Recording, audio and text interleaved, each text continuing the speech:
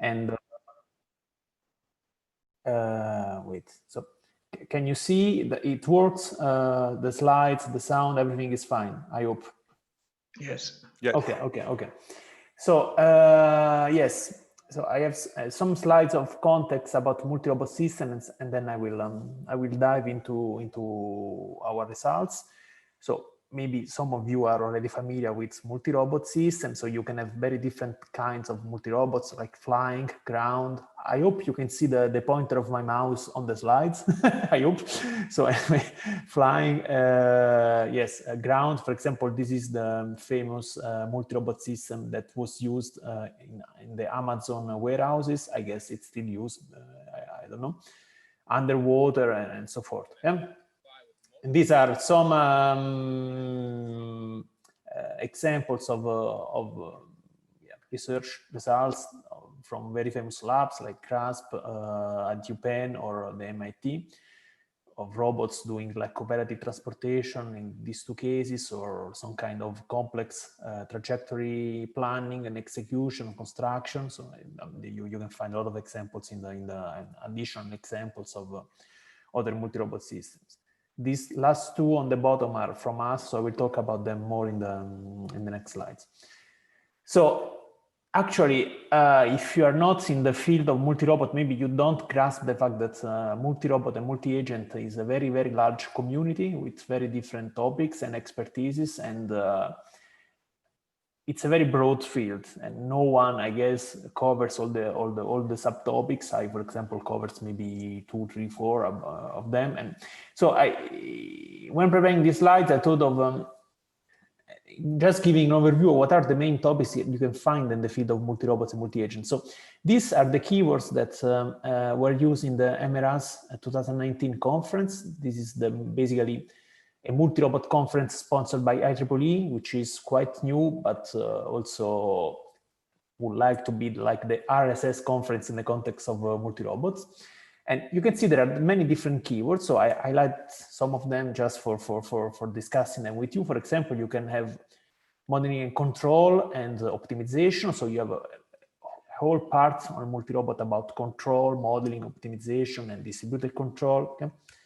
Then you have the planning part, and planning also can be further subdivided into two main fields. So motion and path planning, you plan trajectories for your multi-robots for doing some goals, some tasks. So you have the path trajectory part, planning part, and then the task planning part, which is completely different in general. So the task planning part is more computer science, in the sense for example, you can have a set of actions that you can do, maybe some, I don't know, some rewards, you have to schedule who does what at what time to avoid conflict with the other robots, to resolve deadlocks. So it's a more combinatorial part of the planning.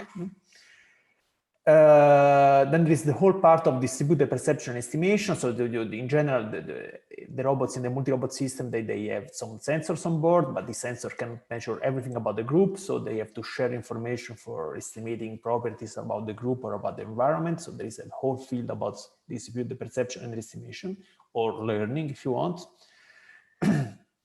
Then there is another subfield, which is another, let's say, story, which is about the bio-inspired multi-robot system and swarm intelligence. So this is a field which is quite different from the previous ones. I would say it's more about devising very simple rules that can be implemented maybe on very simple hardware, and by using these rules, you get some collective behavior which has interesting properties, like like in nature, for example, with ants, with bees, and so forth. And then another part about the multi-robot system is the physical interaction with the environment. So in general, in many cases, you just want to move for some reasons, but sometimes you also want to interact. So to manipulate, to move, to transport something, and so forth.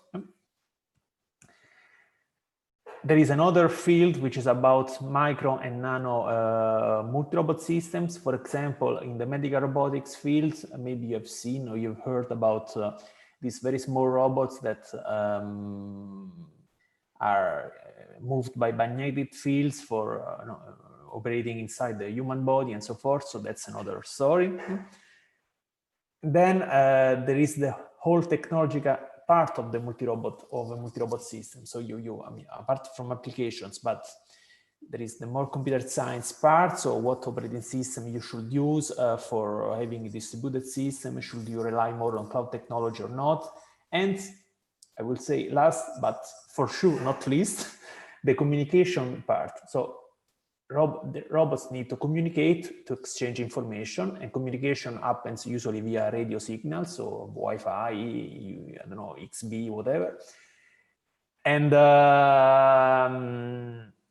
for those who didn't work with robot systems, maybe you can be surprised, but I can assure you that the communication part is the most problematic part, when the most problematic component in general when you want to run experiments with a group of multiple robots, because communication is unreliable, especially when you have many robots communicating all together. It's complicated to have a reliable communication where you receive messages at the rate that you want, without losses, without disconnections, and so forth. So the technology that needs to be used for communication plays a big role in practice. I mean, when you do your research, your papers, your control law, whatever, you can, let's say, pretend that communication doesn't pose a problem, but then in practice, when you implement your system, you will find that communication is a problem. So it's just from experience, from my personal experience, also when talking about with other people working in this field. Then another part is about human robots and human multi-robot interaction. So you may have a human operator controlling some part of a mission of a multi-robot system, which can go from a very high level aspects, like some kind of high-level mission plans, where to go, some waypoints, specifying waypoints. Or the human can be more in control, like direct control, controlling the motion of one robot, for example, while the other robots follow, and of course, whatever, everything in the spectrum, in this range. And performance evaluation and so forth. So anyway, let's go on. I hope I give you a kind of an overview what are all the subfields. So what are the main missions in general, at least in the kind of multi-robot system on which I've been working on, which is more on the control estimation side. So you want to do, in general, formation control. So formation control means, is a very large keyword again. Formation control can mean many different things. For example, it can mean you want to reach a shape. So the robots should arrange themselves to have a particular geometrical shape for some reasons. You want your robots to move all together with the same velocity, for example. You want to implement a leader-follower controller. You don't care about the shape, but you just care about the fact that they remain contained in a circle, for example, or anyway inside an area, and then they can be arranged in any way they want, as long as they remain confined in some area. So there are many different ways of intending the formation control problem, but this is in general the typical problem. You want to move your robots for doing something. And what makes a big difference in this, in what kind of controller you will use and how hard will the task be, is what kind of technology you assume that is on board on the robot. So in general, you have sensors on board and communication. So sensors, in the best case, you would have a sensor that measures the relative pose of another robot in your robot frame. Yeah? This is the best case that I can imagine. But this is seldom the case. You almost never have a sensor that gives you the relative pose of another robot in your body frame. You may have a camera, you may have a range sensor, so you have a sensor that gives you a partial information about the state, about the relative pose. And then almost always, I will say, this is not enough. So you have to reconstruct somehow what's missing, what is not being measured by the sensor. If you have a camera, for example, you can measure the direction of another robot, but you know the distance, at least instantaneously, for example. So this problem of reconstructing the full pose from the partial sensor readings is also called localization, cooperative localization. So you want to know where the other robots are in some frame, which can be a common frame to everyone or your own body frame. And this is one part of the problem that you need to solve when implementing information control. Then also for communication, you can assume that every robot is able to communicate with any other robot in the group. So you have a complete graph like the one here at the bottom. I hope you can see the pointer of my mouse. Or you can have a sparse graph where some robots can communicate only with some other robots, and then the information needs to flow from one robot to another robot, and so forth. So, as I said, when you deploy robots in real-world conditions, so you're faced with some limitations: limited sensing, limited communication, and limited computing power and memory. So you have the issue of local sensing, as I said, or the fact that you don't have a sensor which is able to measure the full pose of another robot. And also you have another issue which is more subtle, but at first glance you see when you're not really in the field, but which is also very, very fundamental. Even if you have a sensor on board, let's say you have a sensor on board which is able to measure the position or the pose of another robot, this sensor is on board your robot, one robot. So of course, every measurement will be expressed in the body frame of the robot. Now, every robot in general has a completely different orientation in space with respect to the other robots in the group. So one can be directed in this way, another one in this way. So everyone has a different body frame with not aligned with the other ones. So when you collect measurements in your body frame, you cannot just communicate this information to another robot, because this information won't make sense, because you are expressing something in your body frame and you have to tell, you would have to transform this information into the body frame of another robot. And this is something which at first glance, maybe you, I mean, at least when I started in this field, I didn't think about this problem, but in practice, it's a problem. So either you assume that there exists a global frame. For example, you assume that all the robots share some common frame where they can express everything in this frame, and then the problem is solved. But having a common frame is not so straightforward. You can impose that all the robots are aligned along the same direction. This creates a common frame, but then every robot needs to be aligned with the other robots. So of course, this is restrictive. You can have access to some inertial information. For example, if you have a compass and you are outdoor and there are no magnetic disturbances, you can measure the magnetic north of the Earth. This gives a common inertial direction to all the robots, and this helps in obtaining a global frame. Or you cannot use external aids, and you must run some decentralized estimation algorithm, which reconstructs a global frame out of the measurements from the body between the body frames of the robot for expressing all the information. Okay? So two issues which are quite important when designing algorithms for multi-robot, either formation control or localization algorithm, are the issues of decentralization and scalability. So now, decentralization and scalability are quite similar keywords, but they are not exactly the same. This is also another subtle point which at first glance is not really evident, I think. So when you say that your algorithm is decentralized, what you mean is that let's imagine that this graph represents the formation of the robots. So you have a robot 5, robot 5 can only communicate with robot 2, according to the graph. So the algorithm which is running on robot 5 is decentralized if robot 5 only uses information that comes from robot 2, not information that is coming from robot 4 or 3 or 1. Yeah, so this is clear. Now, this is, I mean, an important point, but it's not enough. Often you also want more. You want also that your algorithm to be scalable. So what does this mean?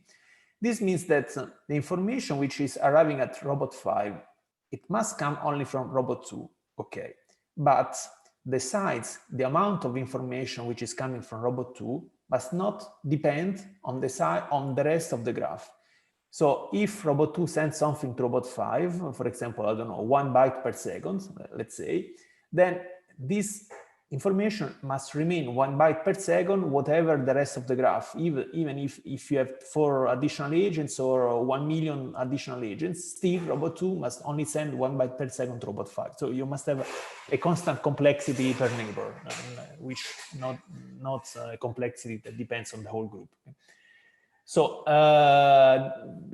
these are two properties which are addressed. I mean, the same kind of issues, but they're not exactly the same. You can have algorithms which are decentralized but not scalable. So you receive information from your neighbors, but this information grows in size with the size of the group, for example. So in general, you try to have algorithms which are both decentralized and scalable when you can, of course. So I will focus on this talk mainly about applications of relative localization information control in different contexts. So as I said, information control means reaching some desired arrangement in space, whatever this means. So this can be loosely specified, rigidly specified, or any combination between. Relative localization means, as I said, you have some sensors on board. This sensor only measures some part of the relative pose between the robots, but you need to know the full relative pose. So this full relative pose, you need to know the full relative pose because this information is needed by the control. So this is why the control needs knowledge of the full relative pose, but you don't have a sensor which is able to measure the full relative pose in most cases. So you need to reconstruct what's missing, and the problem of reconstructing the full relative pose in a common shared frame is usually called the localization problem. Yeah. So this is how these two blocks usually are connected. So the localization gets the sensor readings, runs some estimation, and then provides an estimation of the relative poses to the formation control, which then provides the motion commands to the robot. Now, it turns out that there is also a hidden feedback say, between these two blocks. So the forward, I mean, the arrow is straightforward, I think.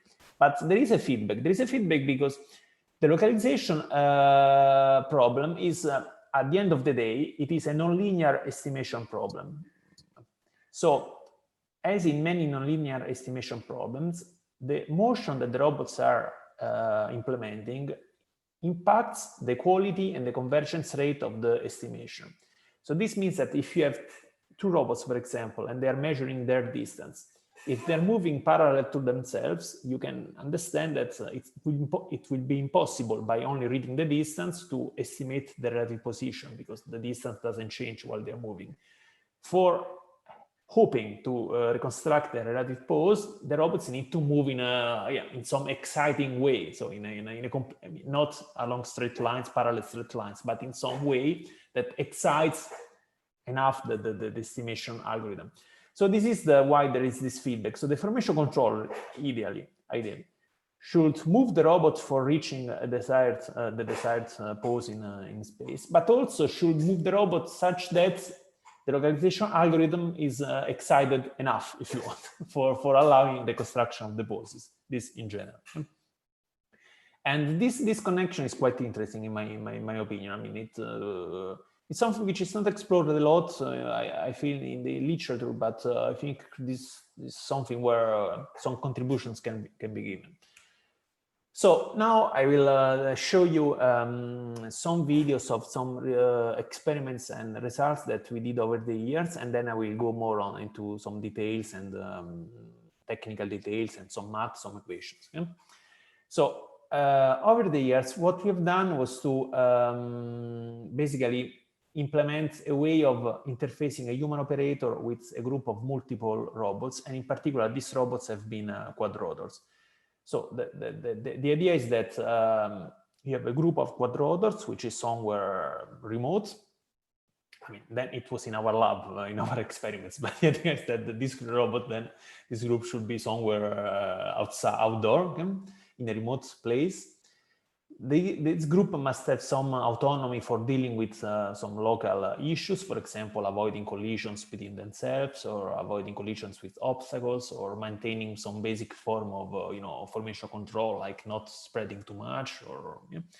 But the high-level plan comes from a human operator. So the human operator steers the group somehow, either by steering one robot in the group or by steering the whole group or other combinations.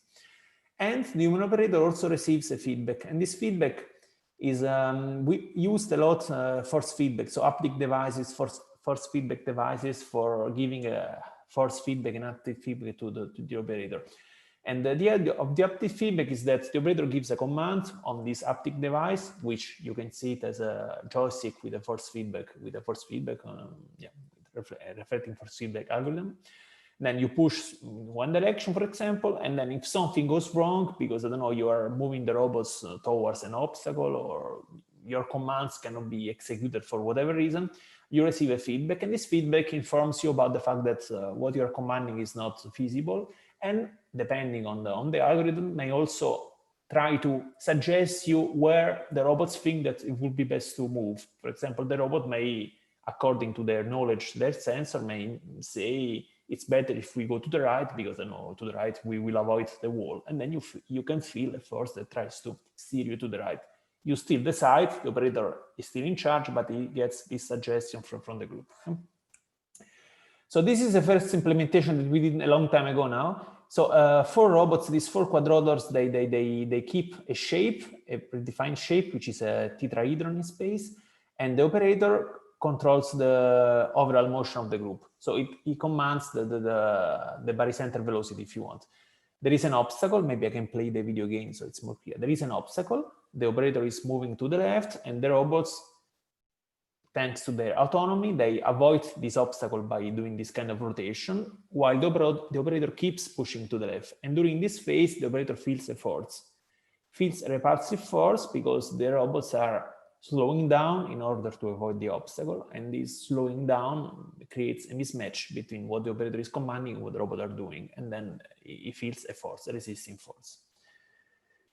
We did something similar also by using cameras on board. So in this case, there are 3 robots, and every robot has an onboard camera. These are the camera views, and so these robots are keeping a bearing formation. So I will talk a lot about it later.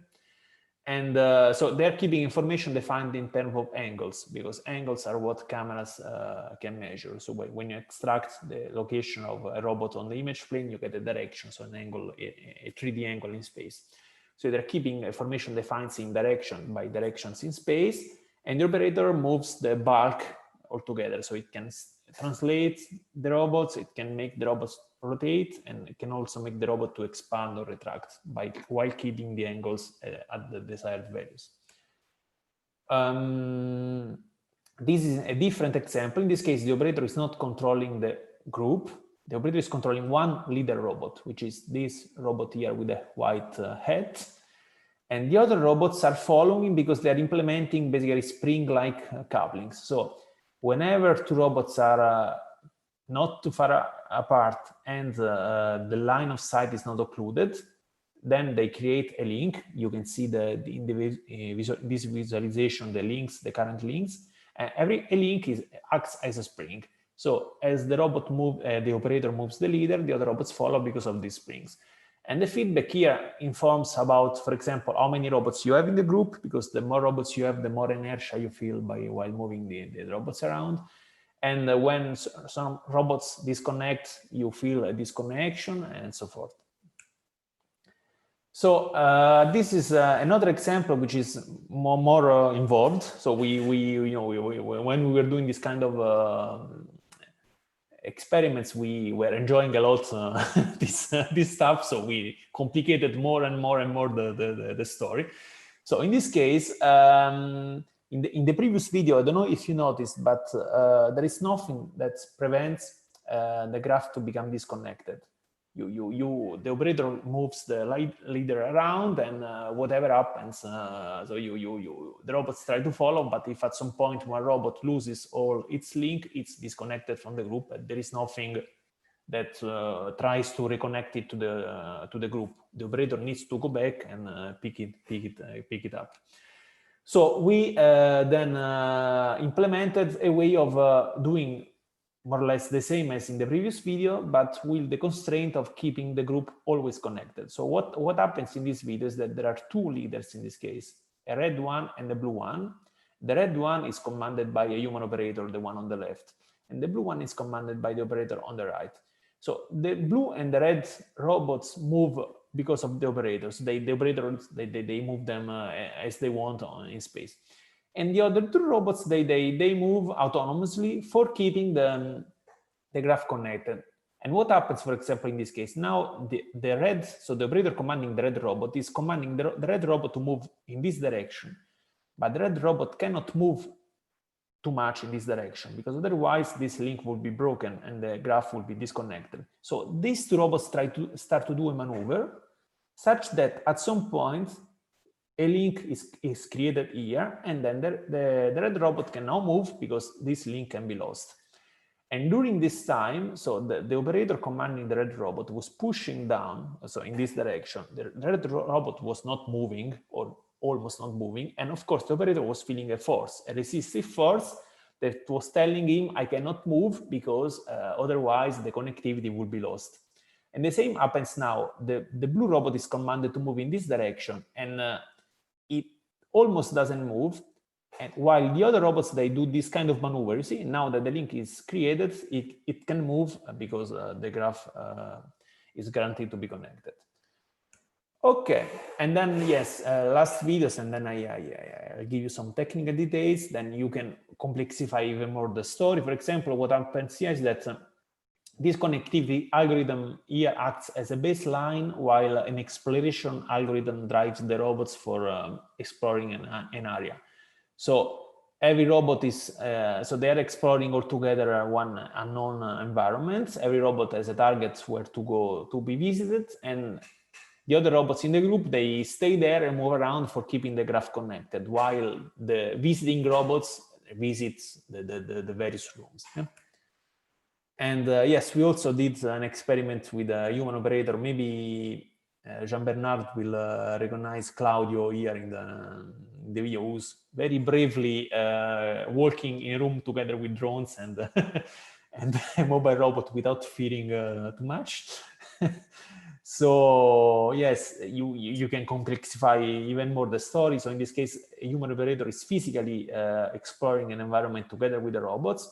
So he's like another robot in the group, with the only difference that the robots are commanded by a control algorithm. The operator is not commanded by anyone. You cannot command, in general, human operators. So the operator does whatever he wants.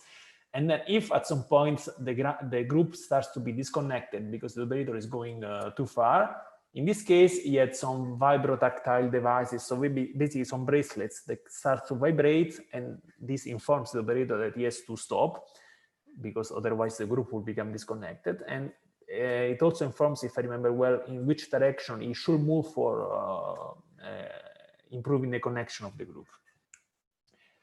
Okay, so now I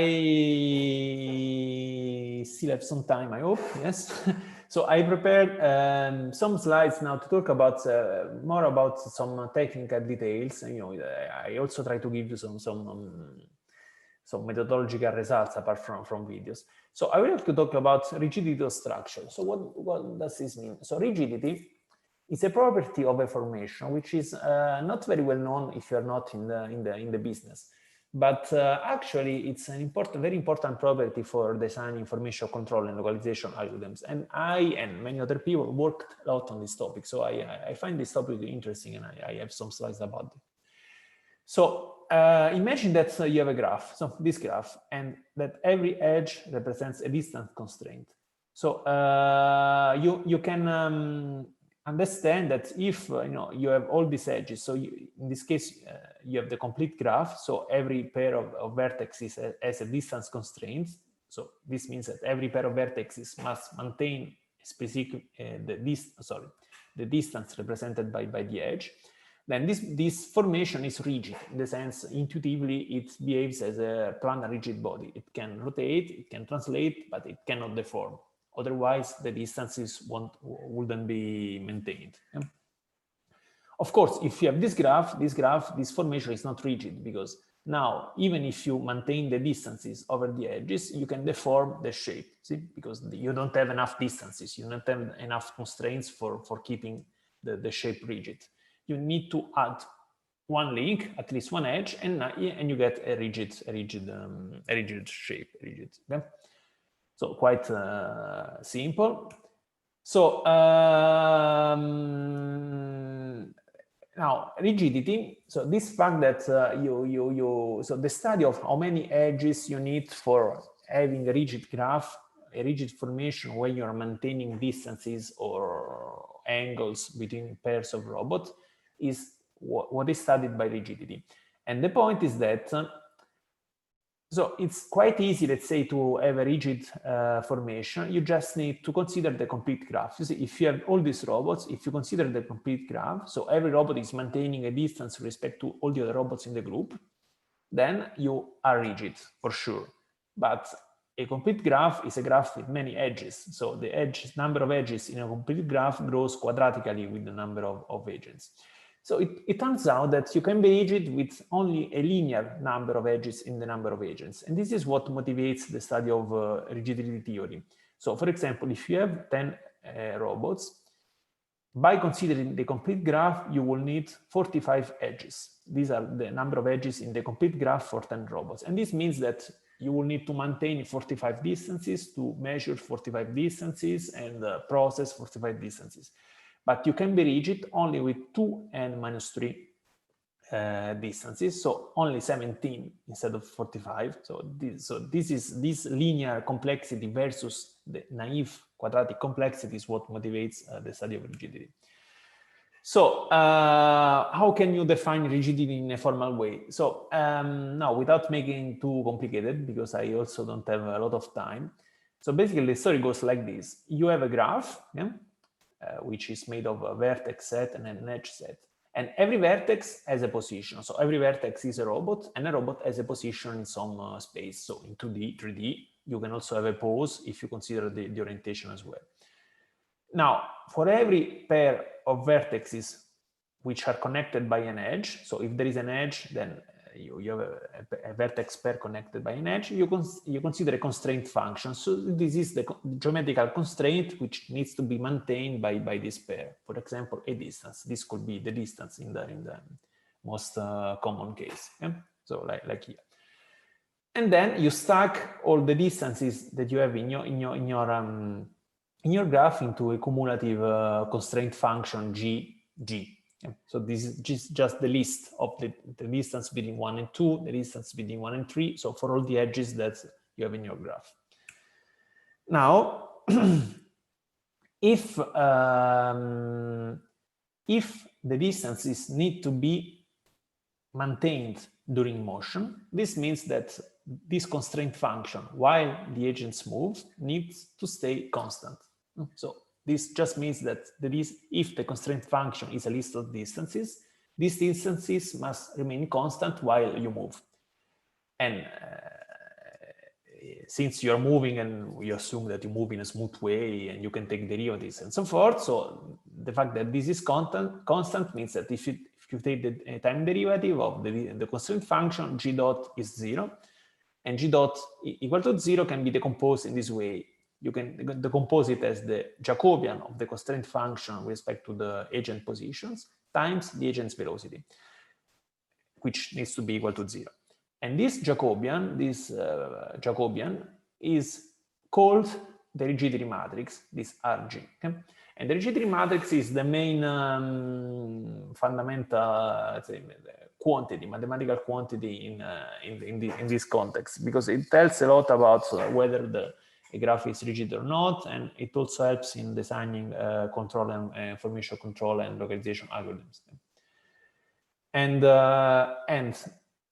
a formation is rigid if, sorry, before coming here, I have to talk about the kernel of the rigidity matrix. So you write the constraint, the time derivative of the constraint function in this way, and now, what are the motions, the velocities which don't change the constraint? Of course, if you look at this equation, these are the velocities p dot, which are in the kernel of the rigidity matrix. Now, what are those p dots such that r times p dot equal to 0? These are the p dots, the velocities, which are in the kernel of Rg. So these are the motions that don't change the constraints. For example, if we have distances and we translate all together, of course, we are translating all together, then the distances don't change between ourselves. So this motion translate all together must be one motion in the kernel of the rigidity matrix. Now, you are rigid, so a formation is rigid if this condition holds. So this condition looks complicated, but in fact it's quite logical, I will say. So a formation is rigid if the kernel of the rigidity matrix for your particular graph G is the same kernel of the rigidity matrix for the complete graph. So this just means that you are rigid if the motions that you can, the formation can do without changing the constraints are the same motions that you will do if you add a complete graph and not more. No? So with a complete graph, we are rigid for sure. With our graph, we don't know, but if the motions that we can do with our graph without changing the constraints are only those that we would have done with a complete graph and not something more, so if these two kernels are the same, then our graph is rigid like the complete graph, because we can only move without changing the constraints like we would have moved with a complete graph. So I hope it's clear. And then you can state this by equating the two kernels or by looking at the rank. So either the two kernels must be the same, or the rank of the rigidity matrix for your graph must be the rank of the rigidity matrix in the case you are considering the complete graph.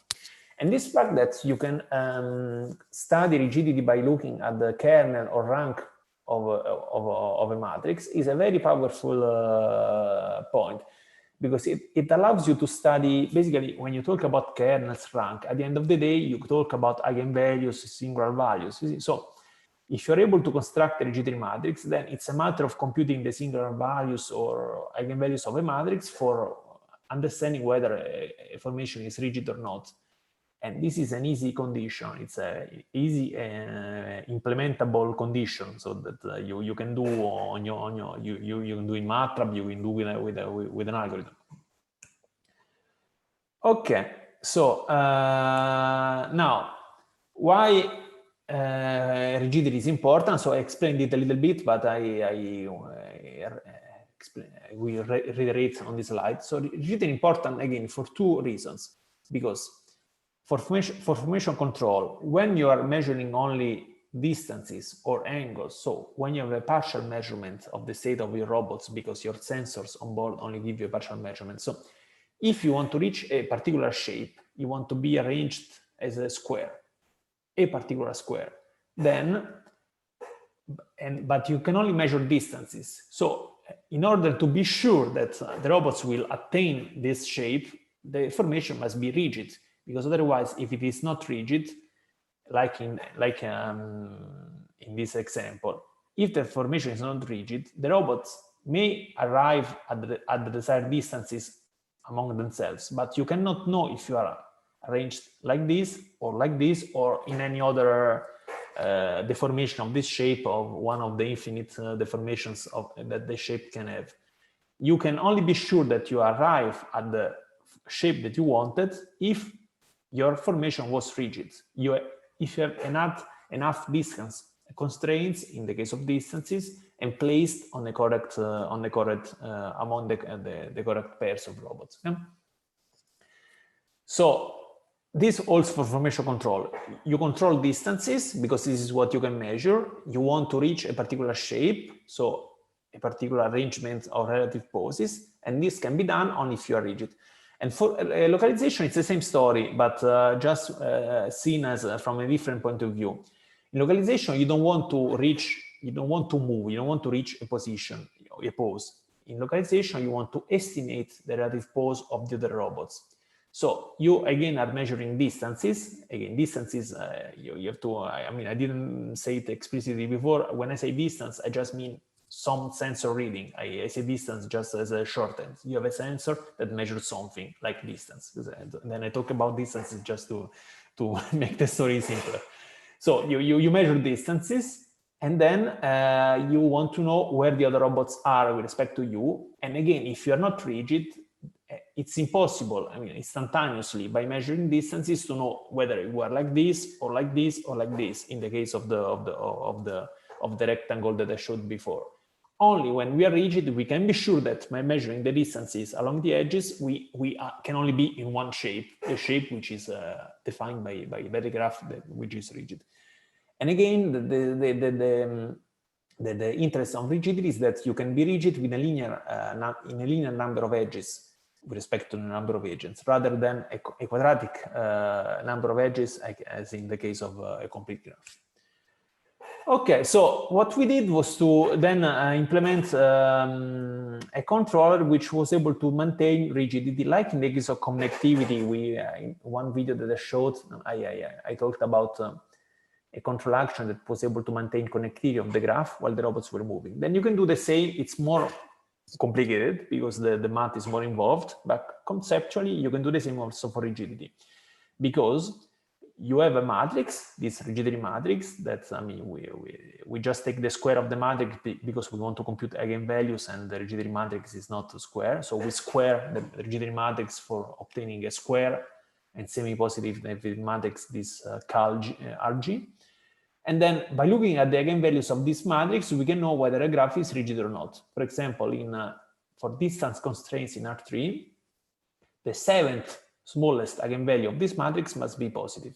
So if you do the math, you find that the rigidity matrix in this case has 6 eigenvalues in 0. Why 6? Because in R3, a rigid body, while maintaining the shape, can translate in 3 directions, so 3, and can rotate in 3 directions, 3. So you have 6 motions in the null space of the rigidity matrix which maintain the shape.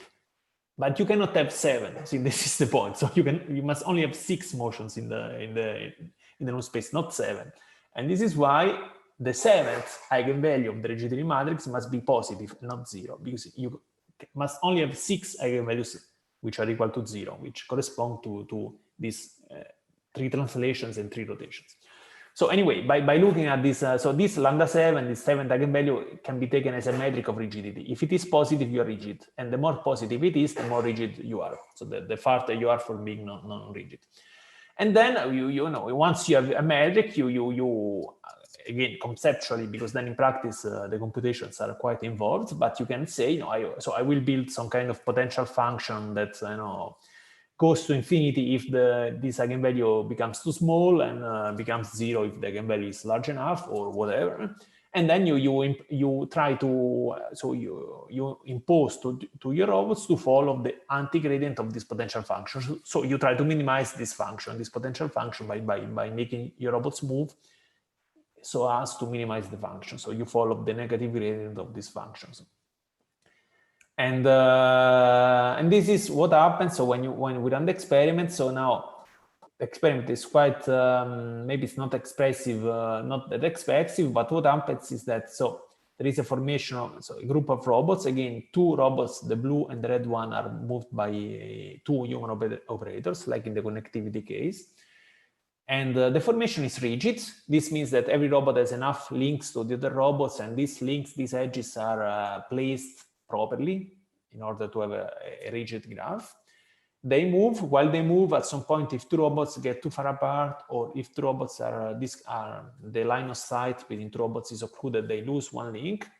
And this is allowed as long as the whole graph remains rigid. Like in the connectivity case, it had to remain connected. And so the robots move. They move around. The blue and the red one, they move around because the operator is moving them around. The other robots, they move autonomously for maintaining rigidity. As they move, so at some point, one link is for example, now one robot is moving up because this is what it has to do for keeping rigidity of the formation. Then at some point, one link is lost because 2 robots get too far apart. But that's okay. But maybe in this situation, you cannot lose another link, so the robots will do what it takes for keeping rigidity, and so forth. Okay, so as a last topic, I hope I still have time. If I'm late, please make a sign, or yeah. So if I don't hear, it's okay. It's okay. It's okay. Okay. So, because otherwise I speak forever.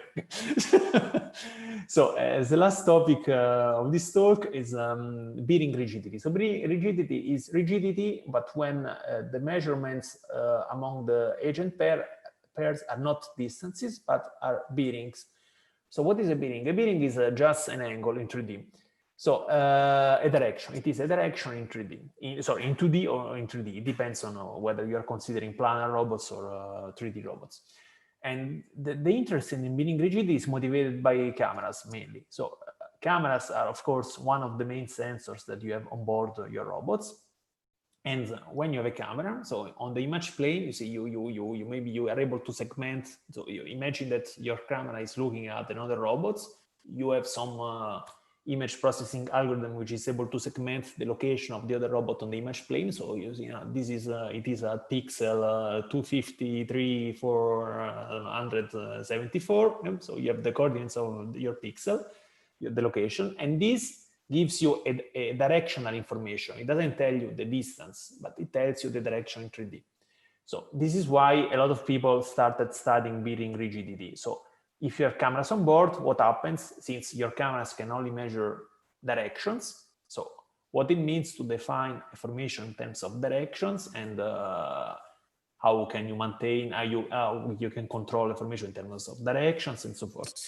So now with bearings, there is a slight difference with the distance case, because in case of distances, which is the other common measurements that you have, so a distance, you see, it's a scalar quantity. So it's not a vector measurement. So it doesn't depend on which reference frame you're expressing it. The distance is the distance, whatever is your body frame, however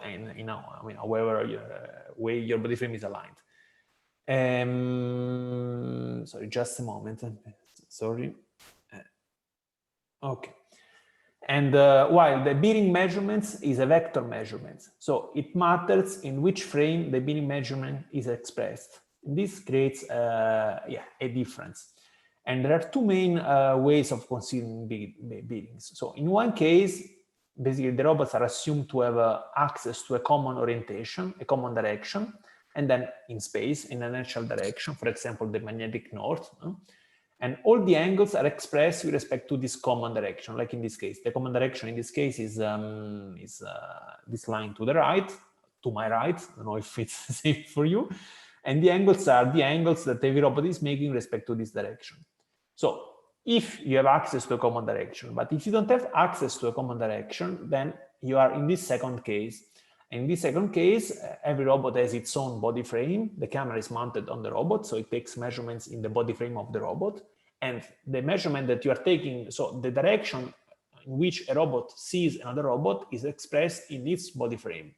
So this, as I said before, this measurement cannot be just communicated to the other robot, because it doesn't make sense. The other robot won't be aligned in general with me, okay? with another robot. So in this case, when measurements are expressed in the local body frames of the robots, the story becomes a bit more complicated, because you need to know how to transform these measurements into the body frames of the other robots for communicating these measurements to the other robots.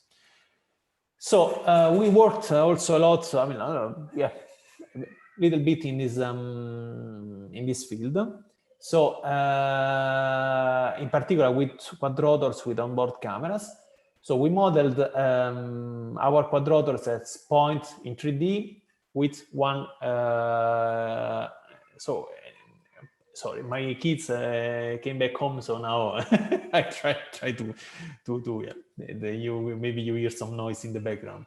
So the quadrotors are modeled as 3D points in space, pi, and then they have an angle, a yaw angle, so they can rotate about a vertical direction. This is because in general quadrotors, at least in the experiments that we do, they always fly in a near hovering condition, so they never tilt too much, so they fly almost horizontal. And then when you fly almost horizontal, you are basically points in space in 3D that can rotate around the vertical axis. Okay? So this is the model of the quadrotor that we use, and we also tried hard to include into some of our methods some realistic constraints which are appropriate for cameras. For example, maximum minimum range. So we imagine that if a quadrotor is too far, the camera cannot see it anymore, but also if the quadrotor is too close, because if you have something too close to your camera, you won't see anything as well. So if you're too far or too close, you cannot see the other drone. Or every camera has a immediate field of view, so if you exit the field of view, the measurement cannot be acquired. And also you can have occlusions, of course. I mean, if I'm looking at one quadrotor and then another quadrotor passes by, I lose the measurement of the quadrotor which is behind. So we consider also this kind of constraints in some of the experiments.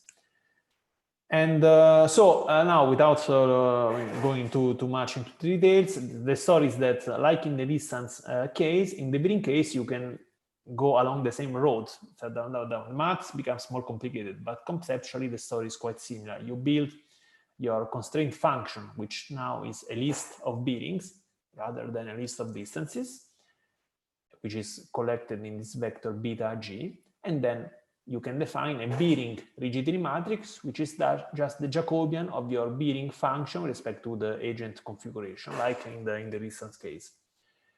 Again, the difference is that since now bearings are vector quantities, you can have a word frame rigidity matrix where basically the velocities are velocities in the word frame, or a body frame rigidity matrix where the velocities are velocities in the body frame. So I mean, this fact always carries, you have to carry this point with you in all the developments, because it matters now in which frame you're expressing the quantities. And yes, so I mean, this is the expression one block row for those who are maybe interested. The condition for rigidity, of course, is the same. A formation defined in terms of bearing is rigid if the kernel of the rigidity matrix built on your graph is the same kernel of the rigidity matrix built on the complete graph, like in the distance case, same. Now, for the quadrotor case, so when your agents are modeled as point in 3D with one angle, it turns out you do the math and you find that the rank of the rigidity matrix, if you are bearing rigid, is 4n-5. So this means that you have 5 motions in a null space. And it's also possible to give a characterization of these motions. These are the expressions. So these motions are quite simple. So if you have formations, again, of these quadrotors, which are maintaining angles within themselves, what can you do while being rigid? You can translate all together in space, so you get 3 motion. Then you can rotate all together around the vertical axis, another motion, and you can also expand or retract in a uniform way, like with similar triangles. You see, if everyone is expanding in a proper way with respect to the other robots, the angles are maintained, like if you have a triangle and you just expand the triangle, but you keep the angles. And this additional expansion or retraction motion is something that you get when you use bearings that you don't have when you're using distances. Yeah, this is a visualization of this motion. So you can translate all together, like in this case, you can rotate around the vertical axis, or the robots that can expand. These are the motions that maintain, that are consistent with the rigidity of the formation.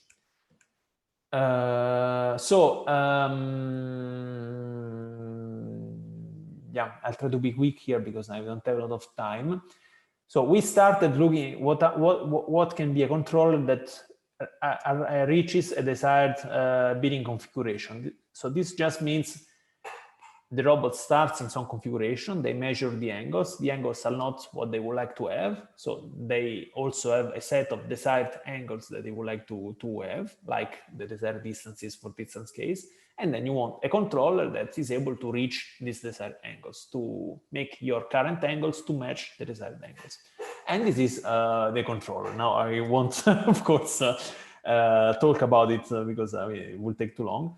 It just what's interesting here, just maybe I can just underline these 2 points. So you see, this is the linear velocity command for a generic robot, and this is the angular velocity command for a generic robot.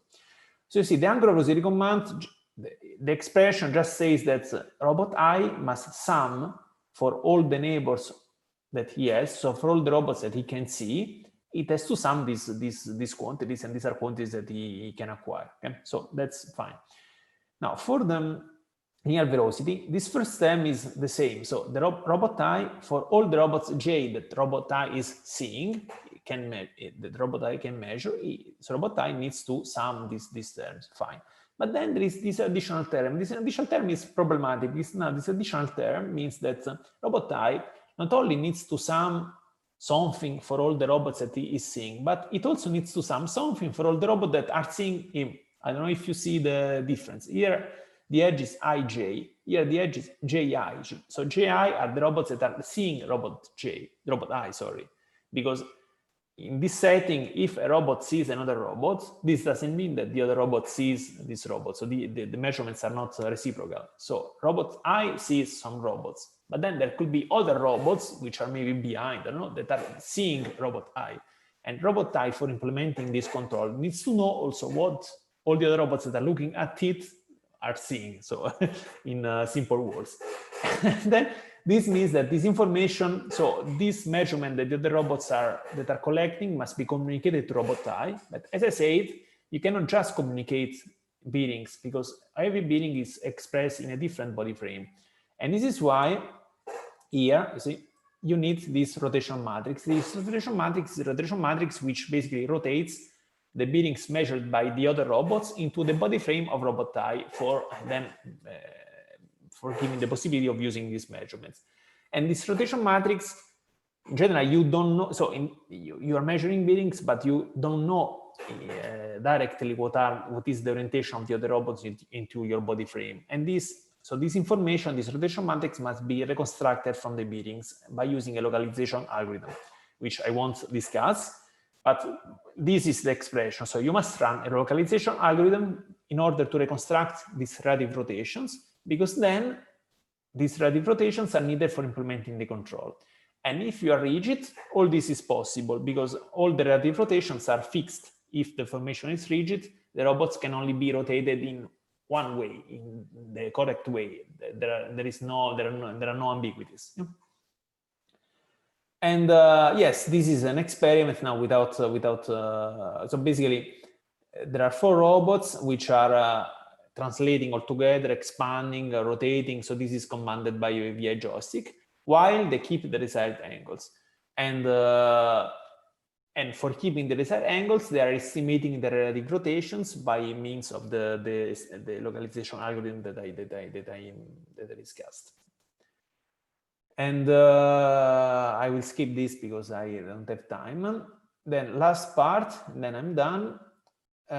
So what we did also was to study the problem of rigidity maintenance for bearing rigid formations. Like we considered the maintenance of distance rigidity. Of course, it was normal to also consider how can we maintain rigidity in the case of bearing rigidity. And again, in this case, we consider this kind of constraint. So a pair of robots can lose a link if the robot is too far or too close, or if a robot exits the field of view of a camera, or if there is an occlusion. Okay, you have a pair of robot ij, then another robot k comes into the way and occludes the visibility. Now, like in the distance case, we have our rigidity matrix B, and then the rigidity of the formation depends on the eigenvalues of this matrix, like in the distance case. For bearing rigidity for quadrotors, the 6th eigenvalue in this case must be positive because you must only have 5 motions in the null space. So the 6th eigenvalue must remain positive, and this is the metric that you can optimize. And the controller is quite complicated because just to give you, an interesting point is that, so if you look at what a generic agent knew, so this agent, what it needs to do, what it needs to know for implementing a controller that maintains rigidity. So it needs to know the bearings with respect to the robots that he is measuring. Fine. Then if some robots are looking at nu, then nu also needs to know how these robots are measuring nu. And there is also an additional term which relates to the friends of the friends, if you want. So if a robot K looks at nu and a robot K also looks at someone else, then robot nu needs to know also this measurement. And this very strange requirement of, you have to know your friends, but also the friends of your friends, is there because of the occlusion constraint, because of this constraint.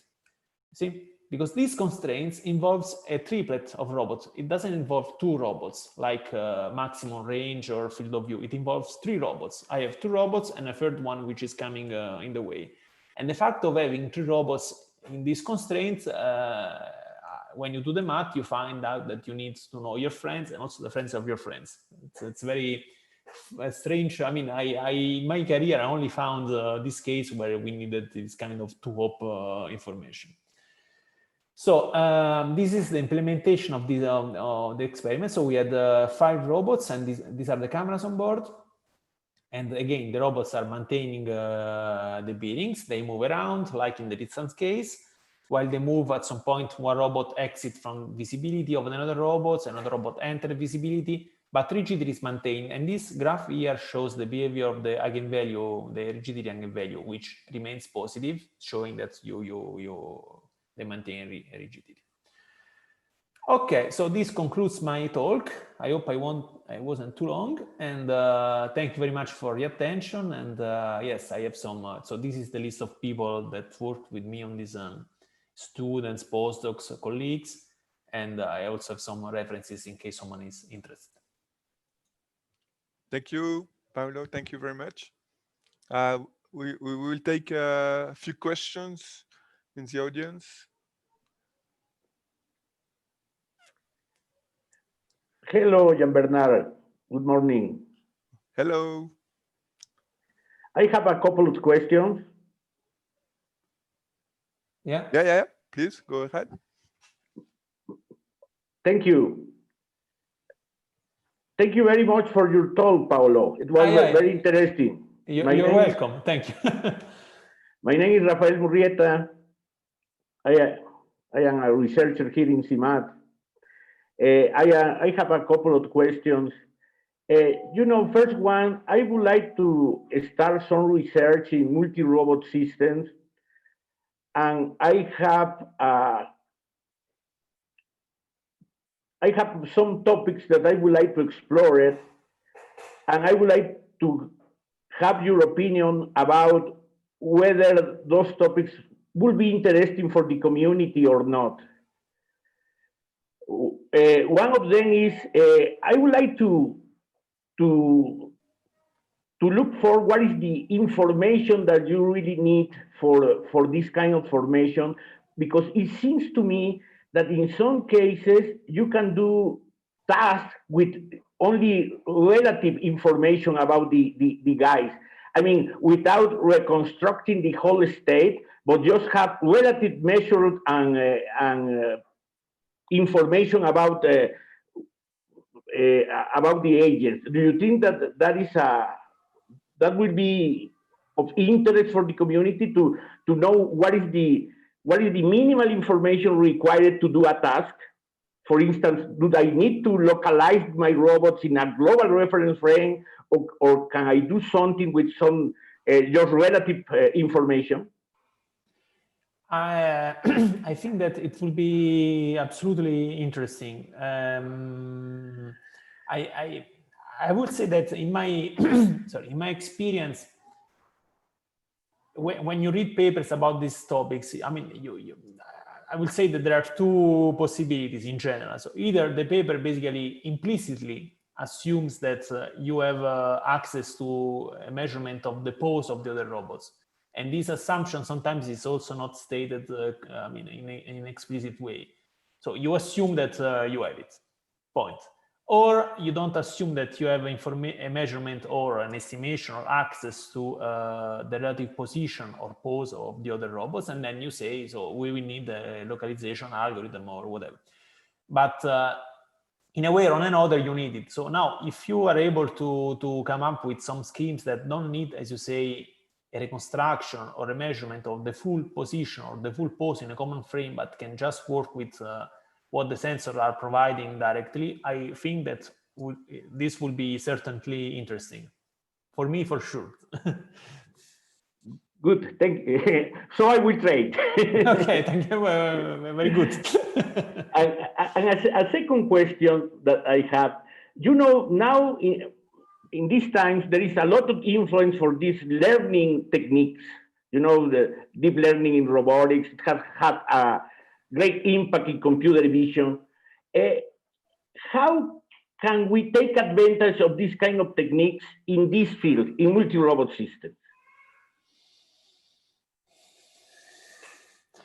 I have to say I'm not a learning guy, so but I would say that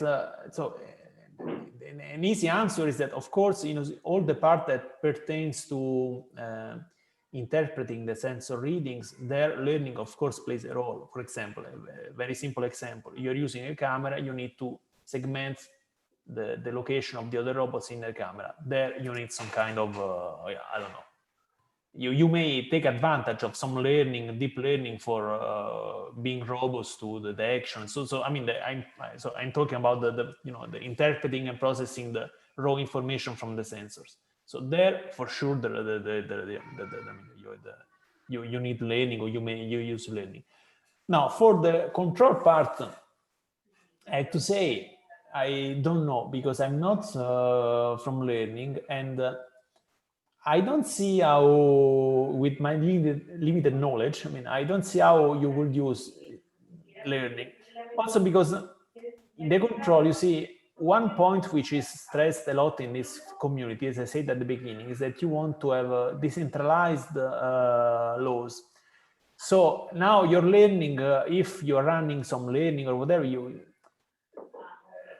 yes, you would have to run a learning algorithm which only requires information from the neighbors, and also the demonstrations, I don't know, should be somehow decentralized. So if you implement a deep learning that is completely decentralized, I mean, is completely centralized. So you get observation from how the whole group behaves, and then you process this. This is your training data. You train your network on this. So yes, it works. Maybe it would work, but I wouldn't say it wouldn't be so interesting, because you needed to have for the training global information of the group for many trials. So yeah, I wouldn't know how to use learning in control. But again, also because I'm not in learning, so maybe someone who knows more than me may have an idea. And for the estimation part, for the localization part, I don't know. For me, learning. So for me, the place of deep learning and learning is really in the interpreting and processing the raw sensory data for extracting those features that then you need in your control, I would say. Okay. Yes, I see. Thank you very much. Thank you very much for your talks and for your time. You're welcome. Thank you. Do we have more questions in the audience? No? I had one about, so you mentioned kind of duality between the problem of formation control and rigidity on the one side, and on the other side, localization, relative localization, and so I get that one intuition that that I had where you were speaking afterwards of how to maintain rigidity through your technique of rigidity maintenance could be also used in active localization, for example, right? Yes.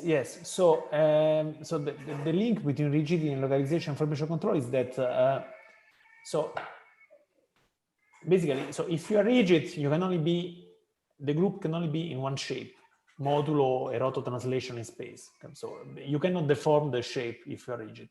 So this means that if information control, if you if the robots arrive at the desired distances, then they are sure that they are in the correct shape, because there is only one shape that fits the distances for the formation control.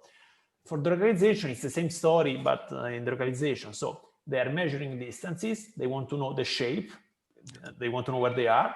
If they are rigid, there is only one way of placing them in space, exactly, which is consistent with the distances. So this is why. Yeah. Now the ambiguity. Yes. The ambiguity between. Now the active part comes into play in the localization, because the localization algorithm, in general, as I say, is a nonlinear estimation problem. So and when you have a nonlinear estimation problem, more often than not, the trajectory that your system is following, so how the robots move, it impacts the estimation. So you can have motions which make your state not observable, for example. You can have motions that make your state observable, but not so much. You can make motion that make your observable much more. The simple example, as I said, you have two robots moving parallel to themselves and they're measuring their distance. They will never be able to know where they are because you have to move in some exciting way. So there is something. I have done something, but not a lot in this direction. But I'm sure that there is something to do for, I mean, ideally, I would dream of a controller that is so intelligent that steers the robots to where they have to go, but in such a way that, they do some kind of maneuver for arriving where they have to go. And this maneuver is the maneuver that you need for having the best localization possible for your robot. This will be my, the very nice contribution. I don't have a contribution like this, but I would be happy to find something like that. The controller all alone understand how to make these robots to do some kind of, and then they arrive where they need to be, and you have the best possible localization because they moved in the best possible way for arriving where they are. Yeah. Okay. And in another question is about, so in both algorithms that you mentioned, in both controllers that you mentioned for the rigidity maintenance, in the case of distances and in the case of bearings, so you have this problem of needing the sensing of your neighbors. How did, in the experimental part, how did you do? I mean, for the communication problem, well, I guess that one important part of the solution is not to have the robots go too fast, right? Sure. I mean, when you run experiments, you don't want to go too fast. Yeah.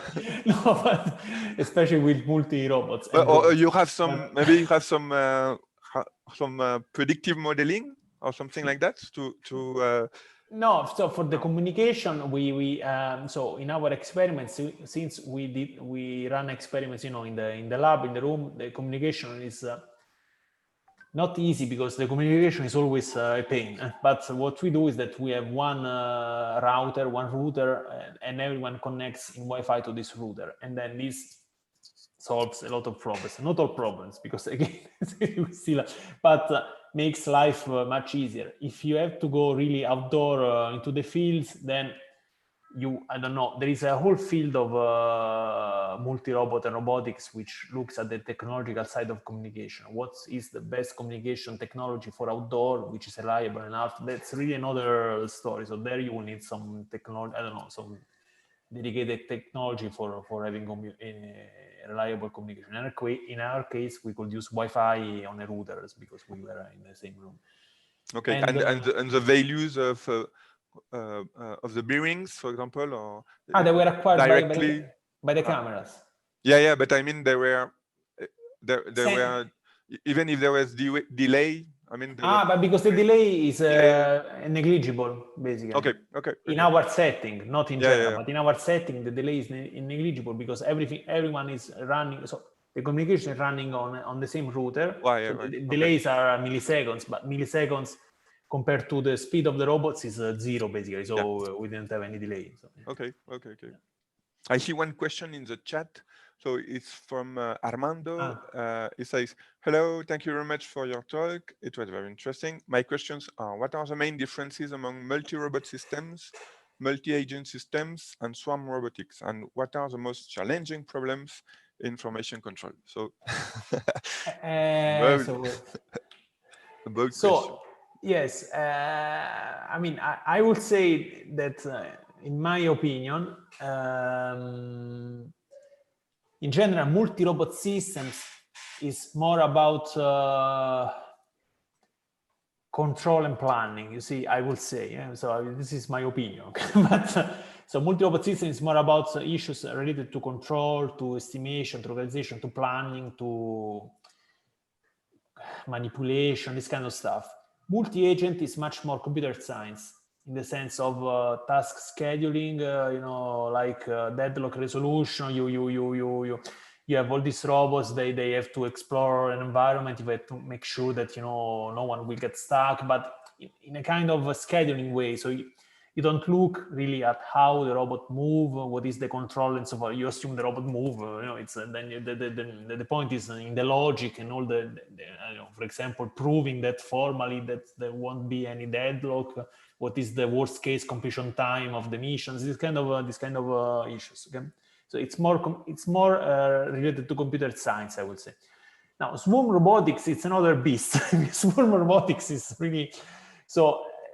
There you don't, in most cases, I would say, you don't even do a formalization of the problem that maybe allows you to prove and so on. You really are more into, I have a simple hardware and I want to try to replicate somehow how nature works with simple rules, and then I try simple rules like, for example, I have a sensor that just tells me I see something on the right or on the left, point, and then I have rules that allow, you know, the group to do something with this very crude information, or I can only communicate once every second. I don't know, so something where the hardware is very, very basic, like with small animals, ants that won't have a very big brain. And you study what is the collective behavior that emerges from these very simple rules. In I don't know, maybe someone is able to do this in a mathematical way, but sometimes it's also almost impossible also to formalize the problem in such a way as to arrive at proofs and so forth. So you do maybe some statistics, you know, some kind of simulations, and you see what happens and so on. So this is another another part. Yeah. Okay. Say thank you. You're welcome. Do we have more questions? Beep, beep, beep. No? Okay. No more questions. So thank you very much again, Paolo. That was a very nice talk. It was a pleasure to talk to you again. We'll try to, as I said, when we have some opportunity to make you come and visit. I'll try. I'm very happy to visit you. Okay. Okay. So bye-bye to everyone. Have a nice end of afternoon. Bye-bye. Thank you. Bye. Bye-bye. Ciao, Claudia. Bye. Bye.